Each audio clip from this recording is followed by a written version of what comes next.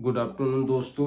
आज हम लोग बात करेंगे, जैसे कि आप लोग जानते हैं कि एडवोकेट्स बिल 2025 लाया गया था सेंट्रल गवर्नमेंट के द्वारा, जिसमें बहुत सारा अमेंडमेंट करने की कोशिश किया गया था। बट अभी ये बिल जो है फिर से सेंट्रल गवर्नमेंट ने ड्राफ्ट को बैक कर लिया है कि अभी ये नहीं चेंज लाया जाएगा, उस पर फिर से सोचा जाएगा। क्योंकि हमारे जो एडवोकेट्स हैं ऑल ओवर इंडिया वो प्रोटेस्ट कर रहे थे, ऑलमोस्ट 3 वीक से वो प्रोटेस्ट कर रहे थे। तो अभी सेंट्रल गवर्नमेंट ने ये ड्राफ्ट को यूं ही रखा गया है और उस पर फिर से सोचा जाएगा कि ये सब जो चेंजेस प्रपोज किया गया था वो सब चेंजेस किया जाए और नहीं। तो एक्चुअली आप अगर देखो, जो न्यू अमेंडमेंट लाया जा रहा था एडवोकेट्स बिल 2025, जो एडवोकेट्स बिल 1961 को रिप्लेस करता, इसमें की चेंजेस क्या था which has led the advocates all over the India across India to protest. तो सबसे बड़ा जो इसमें चेंजेस था कि बार काउंसिल ऑफ इंडिया में इवन गवर्नमेंट का भी रिप्रेजेंटेशन रहेगा। जो बार काउंसिल ऑफ इंडिया के जो मेंबर्स है उसमें 3 मेंबर्स जो सेंट्रल गवर्नमेंट का रिप्रेजेंटेटिव रहेगा। मेन की चेंजेस तो ये है, that means that government will also have the representation in Bar council of India. It means that there will be a interference from the government in the bar council of India. क्योंकि अगर आप अगर देखो 3 member Bar council of India में रखा जाएगा, तो इसका मतलब इसका इसका रखने का क्या क्या क्या है। इसका रखने का मतलब ये है कि सेंट्रल गवर्नमेंट भी अपना रिप्रेजेंटेशन रखना चाहता है और उसमें उसका भी वेटेज रहना चाहिए। It means the bar council of India will not work with the freedom. क्योंकि आप जहाँ जिस बॉडी में जो भी बॉडी हो, जिसमें अगर अगर अगर सेंट्रल गवर्नमेंट का रिप्रेजेंटेशन रहता है, तो सोचो कहीं ना कहीं जो है सेंट्रल गवर्नमेंट का इंटरफेरेंस उसमें रहेगा। दूसरा की चेंजेस क्या था कि एडवोकेट्स कैन नॉट प्रोटेस्ट।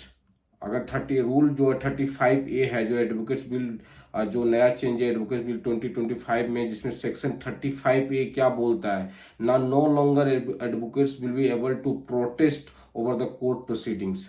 तो ये भी एक दूसरा की चेंजेस है जिसके कारण एडवोकेट्स जो है प्रोटेस्ट कर रहे हैं। क्योंकि इससे क्या होगा कि पहले जो है एडवोकेट्स अगर कुछ उनके जो काउंसिल्स होते थे, बार काउंसिल, स्टेट काउंसिल या बार एसोसिएशन जो होते थे, उसमें अगर अगर उन लोगों के कुछ ऐसा लगता था कि जो उसके अगेंस्ट जा रहा है, उसके फ्रीडम के अगेंस्ट जा रहा है जो काउंसिल, तो वो लोग प्रोटेस्ट करते थे। Now the government has brought the new section 35A due to be 35A, जिसके कारण से now the advocates will not be able to protest for the court proceedings. तो ये एक मेन की चेंजेस है, दूसरा की चेंजेस है जिसके कारण जो है एडवोकेट्स जो है प्रोटेस्ट कर रहा था।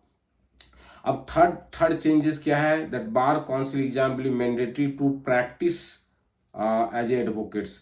ये तो अगर देखा जाए तो ये तो अच्छी बात है, क्योंकि ये होनी भी चाहिए कि कोई भी प्रैक्टिस एज एडवोकेट नहीं करना चाहिए अगर आपको जो है बार काउंसिल एग्जाम को आपने अगर पास नहीं किया है। प्लस दूसरी बात है कि अगर आप सर्टिफाइड एडवोकेट्स नहीं हो, whether you are not associated in the state bar council और bar council of bar council of India, तो आपको प्रैक्टिस नहीं करना चाहिए। ये तो कहीं ना कहीं तो अच्छी बात है कि it is mandatory to pass the bar council India exam to to to just to have that we have the legal professionals who are practicing। तो ये एक तो बात ऑलमोस्ट सही है कि ये होना भी चाहिए।